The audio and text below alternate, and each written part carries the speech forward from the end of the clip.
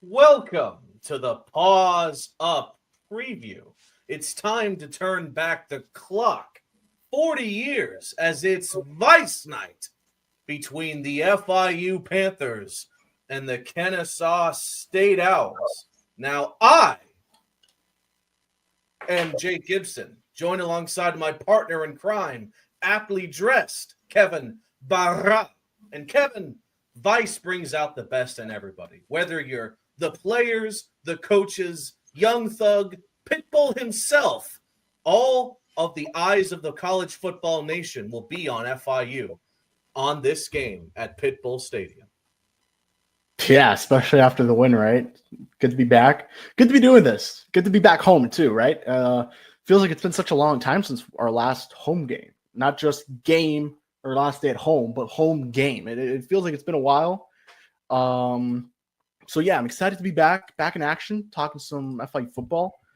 And I mean, I think it's fair to say that the vibes are a little different, Mr. Jake, right? I mean, the vibes on this podcast were pretty damn low and pretty down bad. So coming back for Vice Night, and on top of that with a win against Western Kentucky, didn't allow a touchdown.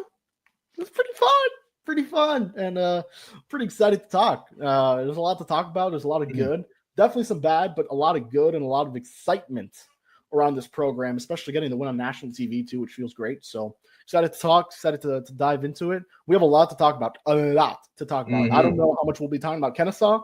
That's why we have our boy Kai Millette from the Owl Chat podcast to help us out. So good friend of the show. There's a lot of talk, not just about these jerseys, about who was at FIU the other day and who could potentially be at FIU, right? You know who the game's hosted by. You know who the presenting sponsor of the game is. Mr. 305. 305, baby. Oh, 305. You said it best, Kevin. Anticipation has been built for this game. It's been a hot minute since the last game at Southdale Kia Field at Pitbull Stadium.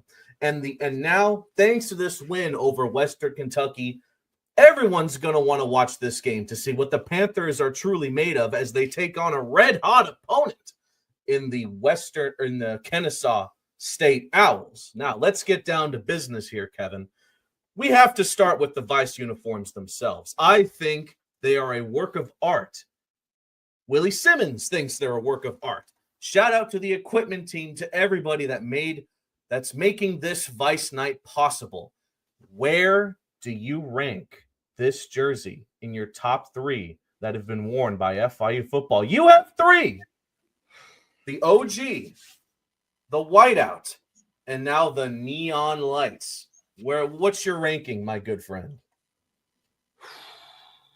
I feel like the white is going to be at the top. The neon has really grown on me. I haven't seen it in person, for what it's worth. Actually, I kind of saw it in person. I saw it at the bookstore. But still, I haven't seen the real thing. So I'm excited to see it. But I'm going to go with the neon number 2, the black one number 3. Now, in terms of videos, this one's number 1. No contest. The yacht is number 2. Yes. Other one's number 3. So I'm excited. I like it. Yeah, it looks cool. I like the and this is something, shout out, we mentioned this on the LaTroy podcast. Shout out Donald Reed for this. The pink face mask.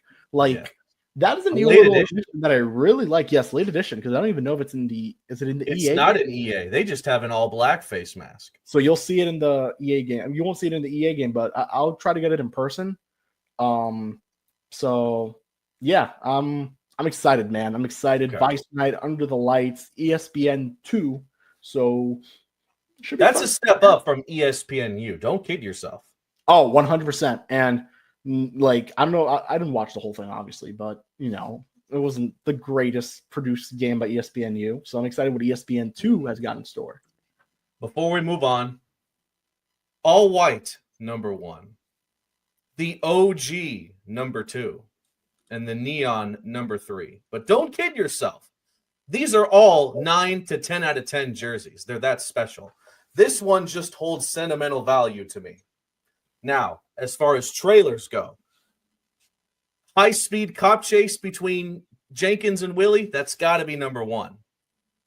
Dean Patterson ride through the streets of Miami, I'm sorry, it's number 2.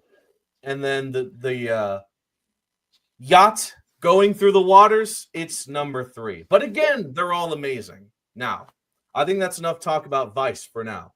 It's time to get down to business as we get to recap a big-time W as FIU takes down the Western Kentucky Hilltoppers. There's just one thing I have to say, or actually to show you.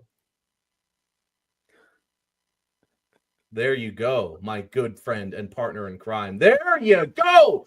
Had to do No one in America thought this was possible except for the CUSA Centel account. Somehow. Yeah, holy crap! Shout out to them. They're pretty point. How did they do it, Kevin? Just straight up. How did the Panthers pull this off? First of all, I want to say a couple things. Go for it. Don't bleep this out because Western Kentucky fans deserve to hear this. Mm-hmm. We got a couple FIUs. We had a couple B to the A's said at Bowling Green to us as we were walking around checking out the place. There you go. We won. But in all seriousness, you're gonna have to bleep that out, probably. I mean, it starts with KJ, right? Like KJ, like they really, and Willie Paws says this because I'm saying Paws beforehand because he says we ride KJ as far as he's gonna take us. And he took them 195 yards, 1 touchdown, an 84-yard run, second longest offensive play in program history on 22 carries. He was great. Anthony Carey, another really solid game, 47 yards on 11 carries, 16-yard was his longest. And then Anderson McGuire, 4 receptions, led the team in receptions for 29 yards. Great game for him. Like, I think the biggest thing that really told you this game's going to be a little bit different than the others is how they started the game. Keywan Jenkins connects with Alex Perry for a couple yards. Thought we fumbled, did not fumble. Then 36-yard bomb to Perry, which was the longest pass play of the game. And man, like, give a lot of credit to Noah Grant. So I guess this did end up being true. I didn't see it, but I'm going to believe it, clearly. Robert CZ, I'm not even going to say his name, Zaremska. Pulled his groin, re-aggravated the groin injury during pregame warmups. So he was out for the game, meaning Noah Grant was doing kickoff, extra point, and field goals. And boy, did they need him for the field goals. 4 for 4, had a 51-yarder career long for him. Yes. It's the longest since 2023. So overall, like, you got to be happy with that performance. That was a huge reason why this FIU team won. And then defensively, like, Western Kentucky did not have a single touchdown. Maverick McIver, who I still believe will be the offensive player of the year, if it isn't for Cam Cook, maybe. 20 for 31, 159 passing yards, no touchdowns, 3 interceptions. Did you say 3? 3 interceptions, 2. Was he benched? Yes, he was at the end of the game. Josiah McGrew, 2 interceptions. Mr. Clark with a huge interception in the red zone, and he's my MVP in the first Western drive of the game. So overall, man, what a damn night for this FIU team. Unbelievable. Now, big night for this FIU team, and you keep looking at like the numbers, like very quietly. I'm trying to pull this up because SAP broadcast right now is being very slow for some reason. Here it is. Zion Chapman had a very quiet, nice game. 3 total tackles, 2 solo, 1 sack, 1 tackle for loss. And he had a forced fumble. Then you look at, for example, Percy Courtney Jr., 8 total tackles, 5 solo, no sacks, 0.5 tackles for loss. Josiah Taylor, 8 total tackles, 3 solo. Johnny Chaney Jr., he had 0.5 tackles for loss. Mr. Clark, right now, and I'm going to confirm this while you talking a bit, he, I believe, is top. He is like 3rd in NCAA in passes defended. He's quietly having an awesome year, like legitimately awesome year. And like it's going under the radar. I'm not going to say he's a freshman All-American, but like maybe. You can go ahead and say it. The one that's definitely on that track is Josiah McGrew. So I'm excited to see what happens with him. I think he's on a freshman All-American track. And NCAA stat doesn't want to work, but he's like 3rd or 4th in passes defended this year. So without a doubt, man, honestly, awesome night. FIU stopped the run really well too. Yeah, it was fun. It was a fun game. Glad I was there, and couldn't have been a better night. for the first time in a while, it's going to be easier to tell you what FIU did wrong instead of what they did right, because there's not much that they did incorrectly. The only real negative I can shine on them, and I think it was either you or maybe it was Walt that asked Willie about it, the holding penalties kind of mounted up towards the latter end of the first half. Penalty-wise, just specifically, 10 penalties compared to Western Kentucky's 5. Though don't kid yourself, Western shot themselves in the foot too. You had a player ejected on a kickoff.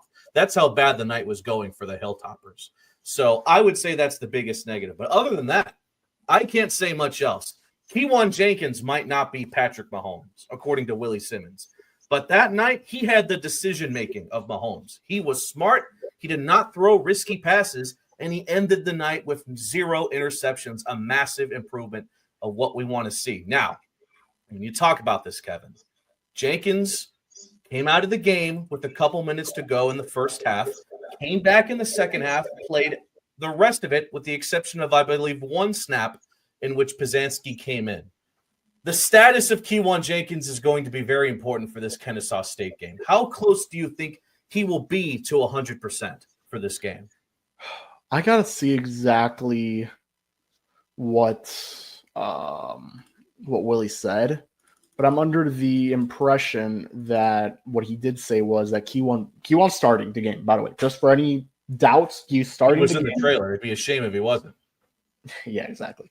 Well, hey man, don't forget he almost did not start the Vice game last year, and he was in the damn trailer. So, amen. Would have been, and I don't know if how, we'll talk about this off camera. All the players from that trailer are gone except Keywan. What was I gonna say? So he's not 100. Jesus Christ. He's not 100%, but the expectation is that he will indeed play and start the game. He, definitely helps that he doesn't take hits during practice, which is what Willie said. So it's huge. Point that out, yes. So overall, I think he'll be fine. I think the bigger injuries come with Dallas Payne, who suffered what I heard at the time was broken hand, but it ended up being a fractured hand, which I guess the same thing. Underwent surgery. He's doubtful. Justin Cayenne, leg injury, doubtful.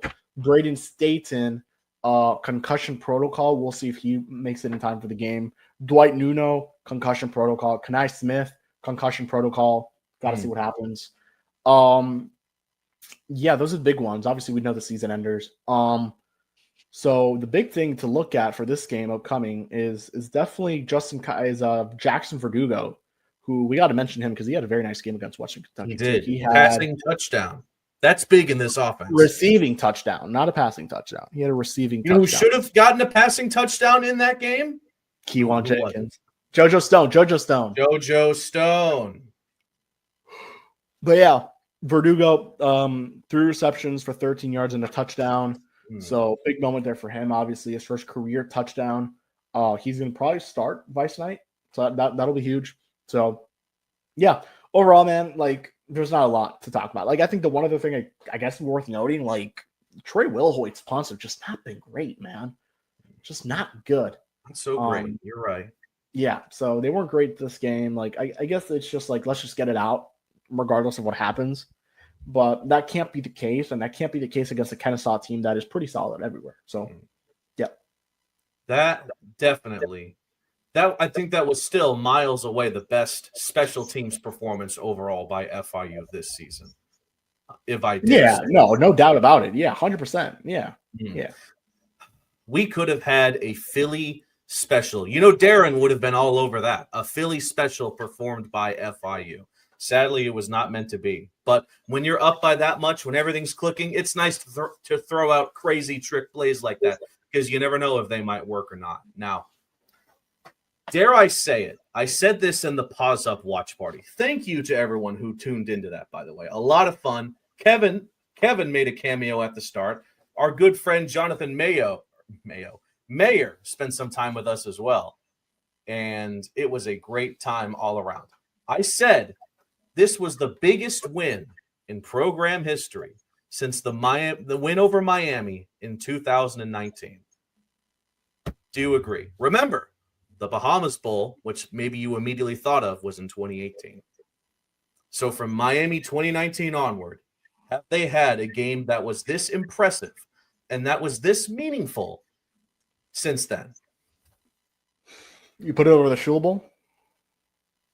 The Shula Bowl, FIU was expected to win. They were favored, of course.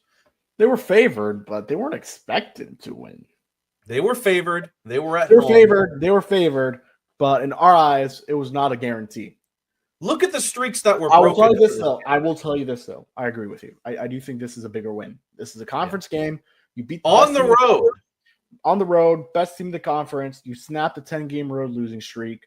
It's not that you just beat them. It was belt to ass. Good. Like, that's how good it was. So, yeah. There you have it. Not much more. 100%. I'm not going to say big. I mean, yeah, it's up there. It's up there for one of the best program wins ever. It's not the best, but definitely like top 5. Top 5. I was going to say that. Top 5. Now, nationally televised games like this can turn normal college players into bona fide stars overnight. And on offense, I think it was Keyshawn Owens that has attracted the minds of the college football world with what he can do for this offense. On defense, and I spoke about this with Willie Simmons, Mr. Clark, what he's brought to this team on defense this season has been nothing short of spectacular. You want to go back in time, like we kind of are with Vice Knight, and go to the interception right before the end of the first half against Florida Atlantic? That was a game changer performed by Clark. And now in this game, you mentioned the interception. He tipped another pass that was then intercepted by McGrew.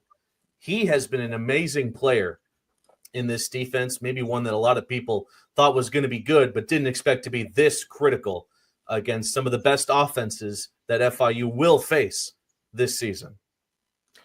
Yeah. Mr. Clark is having himself a phenomenal year. I'm trying to pull up the stats here.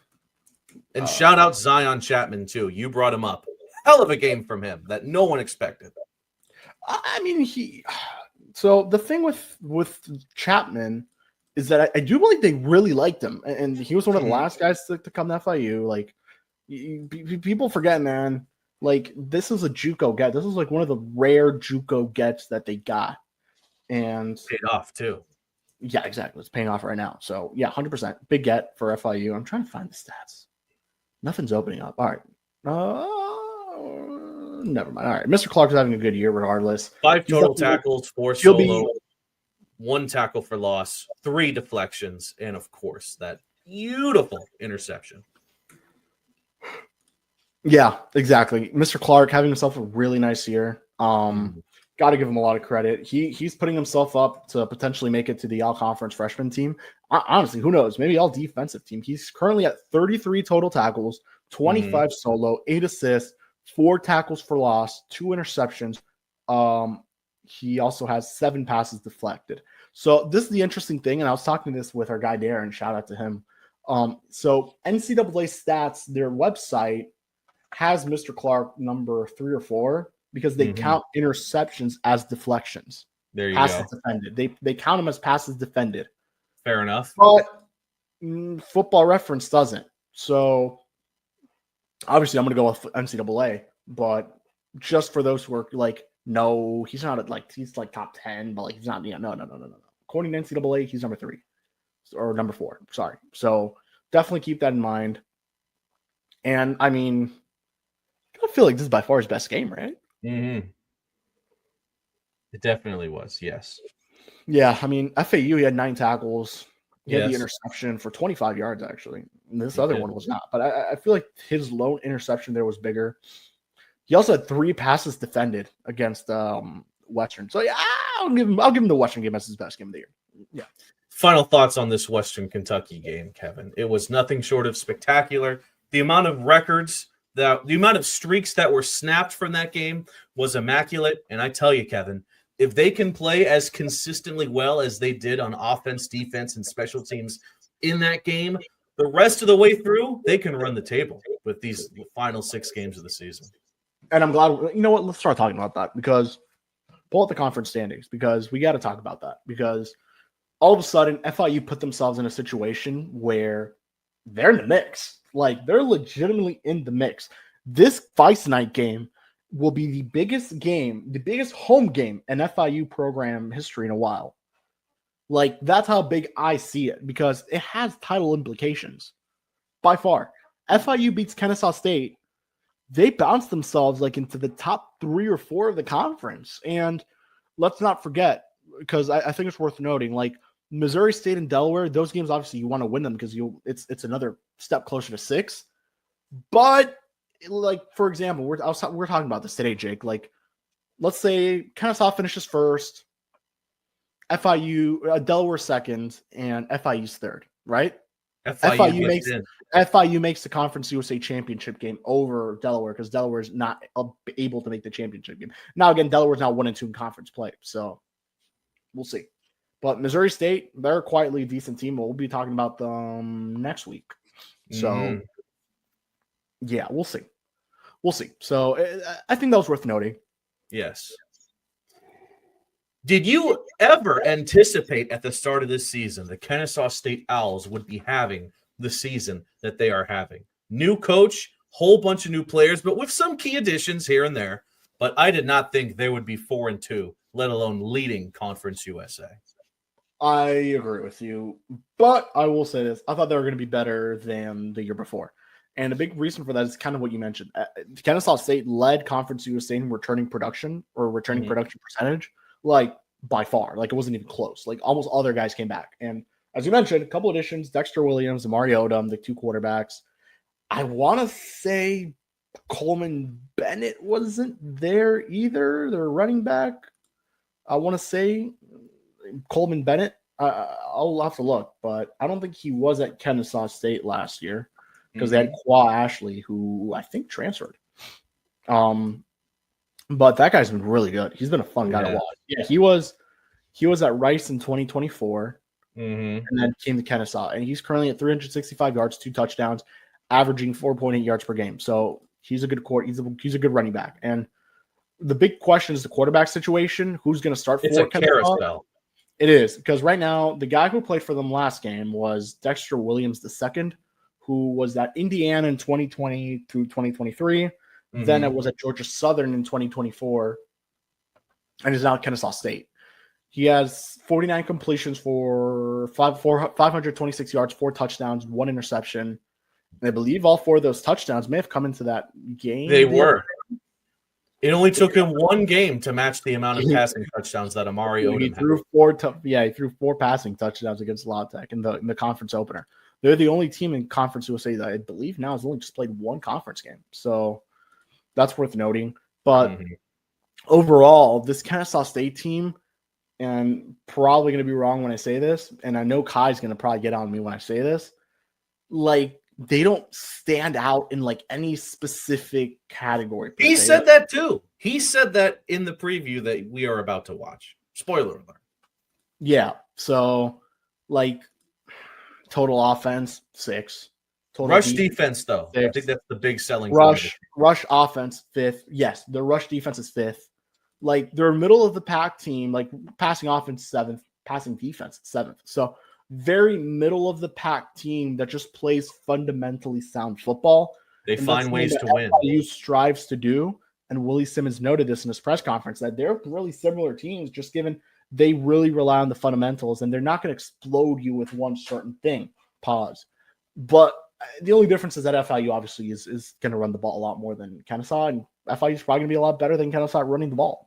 And we'll see if Kennesaw stops to run, man. Like, again, KJ Owens, if he's doing well, you got to keep handing him off the ball. And that's kind of what FIU did in the second half of the Western Kentucky game. So Kennesaw is definitely going to prepare for KJ.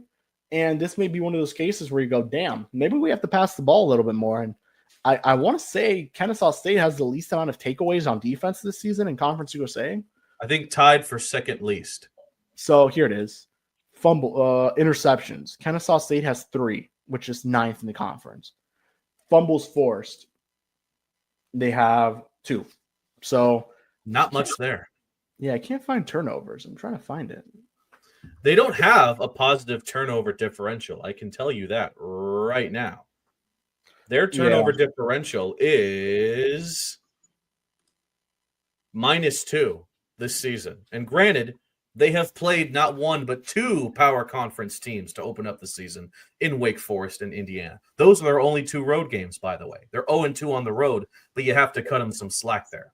Since then, it's been nail-biter against Merrimack nail biter against Arkansas State, nail biter against Middle Tennessee, and then a shocking blowout win over Louisiana Tech. This team is feisty, and FIU better be just as ready to take them on as they were against Western Kentucky, as opposed to how they were not ready to take on Delaware only a few weeks before. It was not a nail biter against Merrimack. They won comfortably, 27-13. The nail biter was Arkansas State and Middle Tennessee. Yes, and Middle Tennessee. One score game. Exactly. Yep. There's a lot to go on with Kennesaw State, their quarterback carousel, what they really strive at. Thankfully, we know somebody to help us out with this. It is none other than Kai of the Owl Chat podcast, members of both the Roundtable and the College Huddle. So let's hear from our good friend Kai. You may see this face over on his podcast, minus all this Vice gear, because it is kind of hot in here, but I'm doing this for you all. I love you all. Anyway, let's go hear from Kai right now. All right. We hope you're enjoying the Paws Up preview so far as we get ready for Vice Night. Now it's time to hear from our opponent, the Kennesaw State Owls. So who better to bring up than Kai of the Owl Chat podcast, covering all things Kennesaw State. Of course, members of the CUSA Roundtable and the College Huddle. How are you doing, Kai? Are the vibes as high as I think they might be? They're good. It's maybe cooled off a bit with the half bye week. You start to forget about the recent success, but things are good. I appreciate you having me on again. Yeah, no, definitely. And boy, Kennesaw State, I feel like at the start of this season, this was going to be like an okay kind of matchup, but it's turned into, I think, a really exciting game against a red-hot team in the Owls. So I'm down to hear your thoughts on them, starting off with the obvious question, which I think has an obvious answer, but currently standing 4-2, top of Conference USA. Did you even imagine this would be something that'd be possible for the Owls heading into the season? And how ecstatic are you that it's actually has happened? No, but I think when KSU got the win over Arkansas State, you started to think about the possibility of this. You knew MTSU wasn't very good, and then it was a matter of, hey, can you pull what's an upset on paper against Louisiana Tech? It's a favorable schedule, or has been through the first half of the year. You play the two games against Wake Forest and Indiana that you didn't expect to win, but then you get 4 straight at home, and they swept the homestand, which was great. I preseason did not expect to be in this position. That's for sure. So, yeah, I would certainly think so based on what happened the past season. But I did want to ask you about a couple of things about the direction this team's going. And I think it starts with Jerry Mack, the head coach. How has he been able to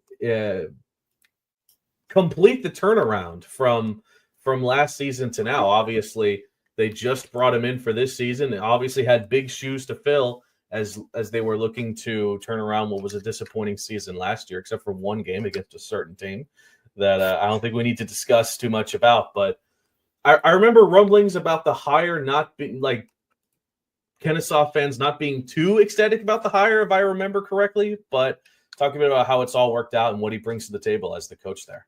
No, I think people were mostly optimistic about the hire. He had been a lot of places and had a lot of success, both as a head coach and, as a guy on some pretty good staffs. You go back to, he was part of that Tennessee turnaround under Josh Heupel and, has been a position coach in the NFL. So the guy's got an impressive resume, for being a Conference USA head coach. I think people were pretty optimistic coming into the year. He is the type of coach you'd maybe label as a CEO coach. He's going to bring in the coordinators he wants to bring in to run or play his type of football, obviously, but he's sort of a hands-off with the offense, defense kind of guy, just program manager, if that makes sense.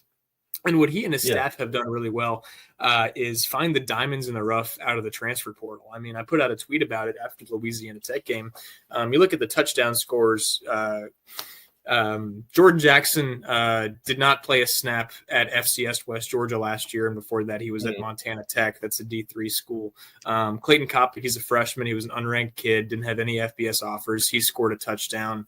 He pulled the Benyard brothers out of the transfer portal. Two of the solid players from last year's team, and then the quarterbacks. I mean, Dexter Williams was a Georgia Southern and Indiana transfer, and Amari Odom, was an FCS call-up really from Wofford. So they did a great job of finding some of the budget guys, I guess, out of the portal who could have immediate day one impact. And then I think both coordinators that he brought along, Mitch Militello and Mark Mattioli, are future superstars. The play calling has not left a ton to be desired. So it's gone about as well as you could possibly ask for if you're a Kennesaw State fan. Right. And well, it's funny when we were getting ready for the Delaware game, I was talking about how that might be the most confusing quarterback position in Conference USA, but I feel like a lot of heads are turning with what's going on with Kennesaw State from starting with Kenny Williams and then going to Odom for the majority of the season until go back to Williams against Louisiana Tech, and it's one of the best offensive performances of the season, if not the best, like literally. So just talk about, first of all, who you think will actually be starting in this game and what to expect from who I'm going to assume you're about to say is Kenny Williams and what he brings to the table. Well, it's actually Dexter Williams. I'll step in incorrect there. I think if Amari Odom is healthy, I think they'll start Amari Odom. I think Amari Odom has the higher ceiling. We've seen him play side by side. We've seen him play in the same game, and Amari Odom just looks like the clearly better player. Dexter had a phenomenal night against Louisiana Tech, but you go back and you watch the tape, and he got lucky a couple of times. His first touchdown pass, slant near the goal line. I mean, the defender just sort of moves out of the way. But it'll be interesting because it's hard to pull a guy from being the starter after he goes for 290 and 4 touchdowns, right? And that was an injury-related thing. So who knows? It's hard to pull away from the hot hand, right? But I think in college football, at this level, you got to go with the guy who gives you the best chance to win, regardless of seniority or the story. Dexter had a great attitude about him when he lost the starting job, and stuck around and did everything right, and got another opportunity, and could see him again further down the road this season. But I think if Amari Odom is fully healthy, I think we'll see him go. But thing is like, regardless of who goes out there, knowing that there's another competent guy behind them, if one of these quarterbacks, whoever gets the start, strings together a couple of lackluster drives, right, that's going to start to creep into your mind. It's like, okay, well, why don't we go to the other guy that has shown what he can do in the earlier part of the season? Okay, so from Odom's perspective specifically, he's a solid passer, 71% completion percentage, but I think another aspect of Odom that we haven't seen since the Delaware game with Minicucci is his ability to run.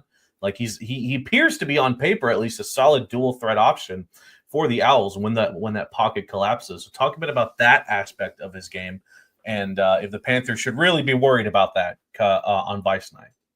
Yeah, that's really the dimension that Odom gives Kennesaw State that Dexter Williams doesn't. And Williams can escape and scramble, and he's got that escapability. That's the cliche. He can get out of the pocket and get you 5 yards when he needs to pick up the first down. But Odom's got the real dual threat label. I mean, he went for 300 yards and 100 rushing yards against Arkansas State earlier in the season. I think that's only happened 3 times this year, and the other 2 are Jalen Green at Arkansas and Trinidad Chambliss at Ole Miss. So Odom, when he gets hot, can really stretch the field in more ways than just with his arm. I think that's really what the edge is, but that Odom has over Williams, honestly. Well, if you want to talk about the ground game for Kennesaw State, I think it has to start with Coleman Bennett, who I think has approached dog status as far as Conference USA running backs goes. And I would know we have a pretty good dog at the running back spot for FIU. Bennett seems like a force. He's especially looked good recently. So just talk a bit about Bennett and this running back room and how they can give FIU football some trouble on defense. Yeah, Coleman Bennett's a good player. He just runs angry. it would be a foolish comparison to make, but it's sort of that Scattaboo attitude where it's like you can tell he just loves contact, and he'll almost go out of his way to try and run somebody over rather than sidestep somebody, which it can work to his detriment at times, because it's like you'd wish he'd bounce outside a little more and, get to the sideline. But when it works and he just puts somebody, on their butts, it's a great sight to see. The offensive line has stayed healthy throughout the season, and that's been a huge plus, because they started off the year real rocky. Obviously, Power 4 competition is going to make that a little bit harder to judge. But the fact that they've stayed healthy for so long, and you have 5 guys who never played together previously have the chance to gel over 6 games, and none of them go down with any significant injury, that's allowed the O-line to progress a lot. And that's really opened up the running game even more. Beyond Coleman Bennett, Chase Belcher seems to kind of have assumed the RB2 role over Alexander Diggs for maybe both injury and performance reasons. But yeah, you never want to be one-dimensional. Kennesaw State's going to have to establish the running game, and Coleman Bennett is head and shoulders, the best guy in that room. So as far as receiving goes, I think Kennesaw State is entering this game with a pretty solid amount of pass catchers that they can rely on over the course of a full football game. Gabriel Benyard is the top guy as far as stats goes, but who are some of the other pass catchers that you think that the FIU faithful should be looking out for? Yeah, Christian Moss is arguably the best pure wideout on this team. Benyard's more of a Swiss Army knife who's labeled a receiver, but they'll use him out of the backfield. They'll swing him out on a screen pass, that kind of thing. And he's a deep threat too, because he's real fast. You can't say Benyard's not the best player in that room, but Christian Moss, 6'3", great hands, good in the open field, had a catch against Louisiana Tech, I guess, a week and a half ago now, where, he breaks the tackle, makes a couple guys miss, and you just don't feel like a guy that tall should be that elusive. So he's impressive, but he's yet to get in the end zone. He's got more passing touchdowns than receiving touchdowns this year, and I think he's probably second in yards. Lyndon Rivar, that's another guy. That's the other touchdown scorer that I forgot to mention. Guy who barely played at Fresno State last year, pulled him out of the portal, and aside from one fumble against Indiana, and we know how good that defense is, has been as solid as they come as far as wide receiver threes go. Then beyond that, it's just kind of a rotation of guys that'll be in and out every play. Clayton Kopic, he's real small, he's a freshman, but he's been an impact player. Wouldn't shock me if he has 2 or 3 catches on Tuesday. Gerard Bullock, undersized tight end. He's only like 6 foot, 220. But he's progressively been more and more involved with the offense. It started with, he'll have 1 catch here for 11 yards, and that'll be his game. And against Louisiana Tech, I think he had like 3 for 25 or something like that. And then guys like Tykeem Wallace, Jordan Jackson, who I already mentioned, are guys who could be out there and, notch a catch or 2. You might see 7 or 8 pass catchers from Kennesaw State on Tuesday. Well, no, certainly. On the other side of the ball, I believe Kennesaw State at the moment tied for the second best rush defense in Conference USA, and this might be the biggest storyline of the game for me, in my opinion. I'd like to hear if it's the same for you, being FIU's rush offense, which is one of the best in Conference USA, versus that Kennesaw rush defense, one of the best in Conference USA. Who would, in your opinion, thinking about this, who has the advantage and why? I haven't seen a ton of FIU's offensive line play. I think the Kennesaw State defensive line and really defensive front is the strongest point on this team. Tylon Dunlap is putting together an almost all like defensive player of the year in the conference type of season. He's been phenomenal. And then they're so deep on the defensive line. They've got 3 units of guys that you feel really good about. And then, you rotate guys in, you don't feel like you skip a beat. Adam Watkins is really good. Ugonna Nwoha is really good, local kid. Marcus Patterson's been really good. Donovan Westmoreland, former South Carolina linebacker who they converted to the defensive line, is really good. I think that's where this game is going to have to be won for Kennesaw State is overcoming that. And look, it's going to be your guys versus our guys. Beat us with this offensive line. That's got to be the attitude that Kennesaw State's going to have coming into this game. Would you say the secondary is the biggest weakness of Kennesaw State so far? They've had some games where they've given up a lot of points, not a whole lot of interceptions at this current moment. If you had to decipher the biggest weakness of Kennesaw State's roster as a whole, really, would it be that? No, I wouldn't say so. The interception statistic is sort of misleading, and they had two the other week. I think the secondary is actually pretty good. Caleb Offord's a guy who's probably going to be playing on Sundays next year. He transferred in from Alabama State. And then Jericho Washington's another all-conference type player. He's a bit undersized, but look, I think the interception statistic is more of a matter of, quarterbacks aren't getting the ball to these tight windows. It's like that year that Trayvon Diggs had 7 interceptions for the Cowboys or whatever, doesn't necessarily mean that he was a great DB. It just means that the ball was thrown his way quite a lot, And then Antonio Stevens and Cody Jones are 2 veterans that they brought in from the Power 4 level who have been nice fits. I wouldn't say the secondary is the biggest weakness. I think the biggest weakness on this team is the offensive line still. And like I've said, it's improved, but it's still a work in progress. They had a good game against Louisiana Tech, but we're going to need to see some consistency before we really start to believe that they're one of the better units in the conference. Okay, so Kennesaw State on the road. They have not won a road game yet. Granted, the 2 road games they actually have played so far were Wake Forest and Indiana, so I'll give you a pass there. But what, above all else, what does Kennesaw State really need to do right if they were to walk out of Pitbull Stadium with a road W here? Like, what do they really need to focus in on, and what do they need to avoid as well? I think the offensive line needs to have another big day. You mentioned the FIU ground game. They pushed Western Kentucky around for a good portion of that game. Kennesaw State's defensive line is going to need to live up to what they've been billed to be. Like I mentioned earlier, I think that's going to be a huge factor. You're going to need to pressure Jenkins plenty, and they were able to do that against Louisiana Tech. But Louisiana Tech might be a bottom 3 offensive line in the conference. So it's going to be a tougher task. I think that's really going to be where the game comes down to is the trenches when FIU has the ball on offense. You know what Jenkins can do. We saw him last year. Hell, I think he threw for about 300 yards on us. Now, there's no Eric Rivers or Dean Patterson, who I think each had 100-yard games against us in Kennesaw last year. So, you're going to need to make him have a tough time getting the ball out and getting it out accurately. All righty, Kai. I will actually be seeing you at Pitbull Stadium, if I'm not mistaken. So it'll be cool to see you there. But if you want to let the FIU faithful know where they can follow you and the Owl Chat podcast to sort of figure out how you guys are getting ready for this matchup on Vice Night.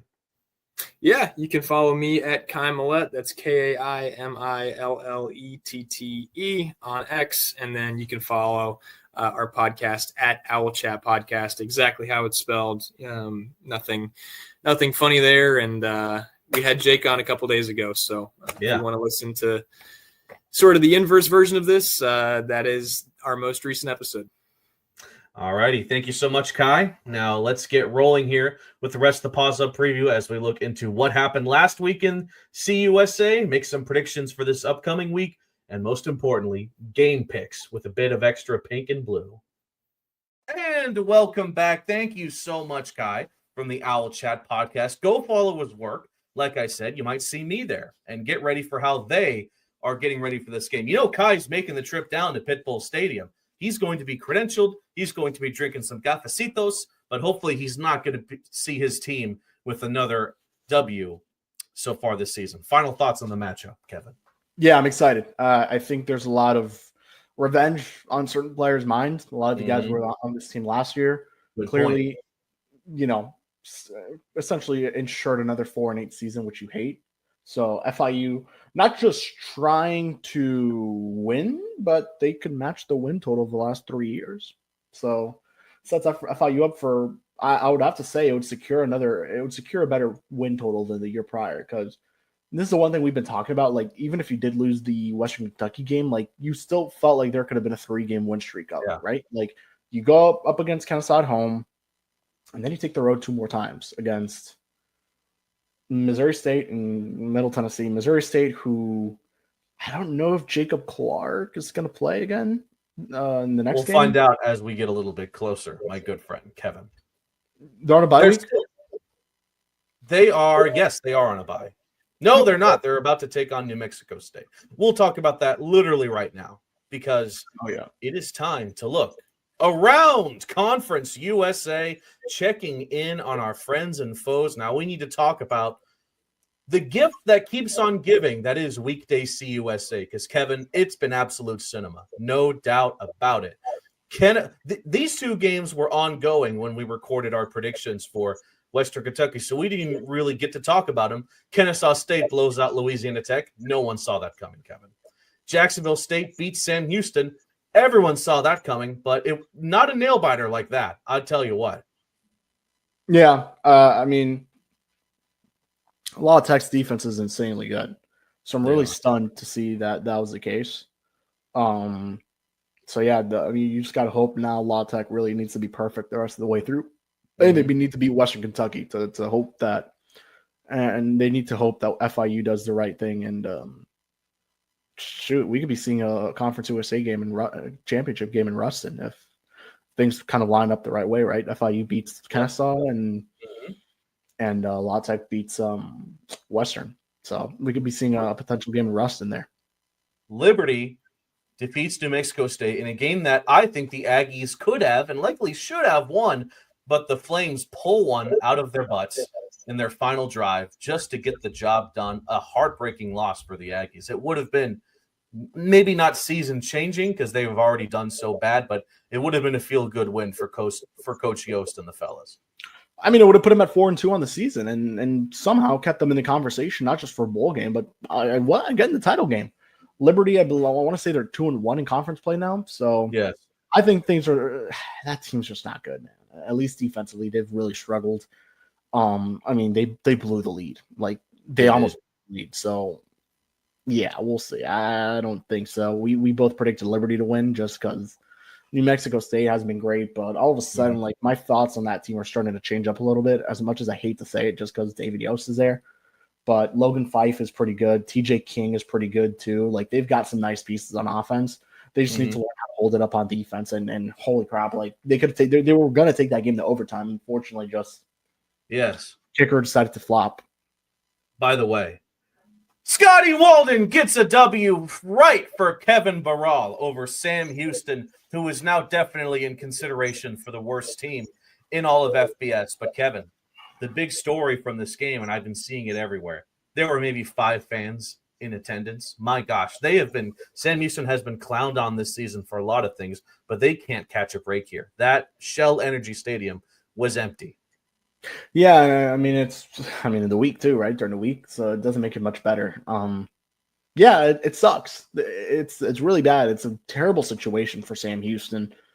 As much as I don't think Phil Longo is the best coach in the conference or probably was the right choice or not, probably was one of the more puzzling coaching hires of the offseason. Like, you got to feel bad for the guy. Like, holy crap. Like, you got to feel bad for him, man. 0-7 right now with this team.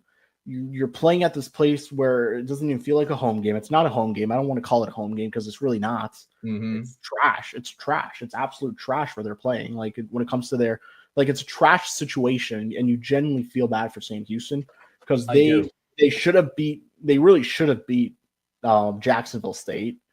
And then this UTEP game was really a good opportunity for them. You look at the rest of their schedule, there's not a lot of wins. Like, their best chances against Middle Tennessee. And, I mean, worst FBS team? Yeah, they're probably the worst team in college football right now, as much as it hurts to say. I mean, Oregon State UMass is giving them a run for their money, but yes. Oregon State as well. So, yeah, it's tough. Are those the last 3 winless teams? Oregon State, UMass, and Sam Houston? I can't think. And Oregon State fired their coach. So they did. Kevin, you're a big Scotty Walden fan. I know you want to say something regarding your king. Yeah. Well, let's start with this. As fun as these CUSA games are, it was a fairly shitty game. Like, shout out Scotty Walden, pulled it out, pulled away in the 4th. Pause. But like Skylar Locklear, shout out to him. Solid game. Like, they look good. They look pretty good against a really bad team all year. But, you know, shout out to Scotty Walden. Hopefully they at least get a couple more wins than last year. Another successful Delaware hate watch, my friend, as We chose Jacksonville them to win. State. We chose them to win. can't cook. You know what? Good for the Gamecocks. This game put them back into contention for a CUSA title game spot against a Delaware team that has already overachieved. Someone had to put them in their place. I just didn't think it would be Jacksonville State. Going to keep it real. Yeah, they blew them out essentially. I mean, the game looks, the final score looks different than what It's not as close as it would make you think. There was an onside kick I heard, and Delaware recovered it, which was pretty cool. So, aside from that, it was whatever. Shout out Kim Cook. We move on now towards what's ahead. Let me pull up the Vice themed schedule. Here we go. We have 4 games on tap. We're the early game. I like that. All right. Thank you. The 4 teams that are not playing today this week include Jacksonville State, UTEP, Liberty, Jack State, Liberty, UTEP, and Sam Houston. Thank God. Now, let's get right into it. We are the first game. How about that? 7 o'clock on Tuesday night. Right after us at 7:30. We'll be watching this in the press box more than likely. Is what should be a great game here. Western Kentucky at Louisiana Tech. And I'll let you go first because I think we're going to have differentiating opinions here off the bat. I think I know who you're going to take. And I think I'm going to take him too. Give me La Tech. I'm taking Western Kentucky. Oh, okay. Give me La Tech, though. Give me La Tech. Western Kentucky. I think Topper Talk said this right after the game. Or not him. It was somebody else. Western Kentucky is going to play so pissed after losing like that to FIU. You do not want to be the next team they play. And Louisiana Tech just happens to be that team. But they already were exposed. Isn't that the same thing for La Tech? They just got blown the hell out by Kennesaw State. They're going to come in pissed too. So it's going to be a good game. And that's why I'm taking La Tech. I like their defense more. I trust McIver for a bounce back win like this. I will say that much. I think he's the man to do it. Okay. And that's all the positives you'll hear from me about Western Kentucky. Moving on now. Wednesday, we have a couple of games. That 9 o'clock one, Kevin, is going to be a doozy. But 7:30, it's Middle Tennessee taking on Delaware. I won't spend too much time here. Give me the Fighting Blue Hens. Although weekday CUSA madness, why do you have that grin on your face, Kevin? Are you going to do what I think you're going to do? I am. Give me Middle Tennessee. I think they're going to pull one out there. Wow. How are they going to do it? They've been so close to breaking through in certain games. Like you look at the Missouri State game, they literally blew that because they suck in that special team or like certain parts of their game. But like they've played some close games. Like it's about time to get win number 2 on the season. And they don't have the clutch factor. They don't have the clutch factor. But does Delaware have the clutch factor too? They have the blow you out factor. We found out the hard way, unfortunately. Well, hey, especially at home. They're a tough team to beat at home. Ask UConn. Anyway, we move on here. 9 o'clock. Kevin, this game's going to end at midnight, but we're CUSA sickos. We will be tuned in. Missouri State taking on New Mexico State out in Las Cruces. You mentioned all the firepower the Aggies have. Is that enough to overcome a feisty Missouri State team? Yeah, give me the Aggies. I think Logan Fife is really going to have a big game. TJ King is back in there for them. He's been solid. They got to get the run game going a little bit more. But yeah, I gotta take the Aggies. They've been so close to also kind of getting back on track a little bit. They need this one too to remain in the race. So give me New Mexico State at home. I know who you're taking, so just say. I think we have deferring picks in almost every game this year. David Yost University. I will have to go with them. Okay. Welcome to the club, man. Welcome to the club. What do you mean? We've been in the David Yost club since, well, I guess last year. But yeah, sure. Yeah. Well, all righty. Standings. I forgot to mention. We both split last week. We both took Western over FIU, the dumbasses we were. And we took Delaware over Jacksonville State. That was it. Records right now. I have a 45-15 record. Kevin, you're at 43-17. So we have 2 differentiating picks. One of the funniest things you've ever done on here. There's a chance that either I extend my lead or this is going to be tied, the standings. There's a good chance either thing could happen. Yeah. I guess a breaking point could be this next question I'm about to ask. Who will win? The most important question asked here while Kevin has some time to think about whether he wants to shock the world with this pick. I'm going to play the EA sim. It's nothing too spectacular. Spoiler alert.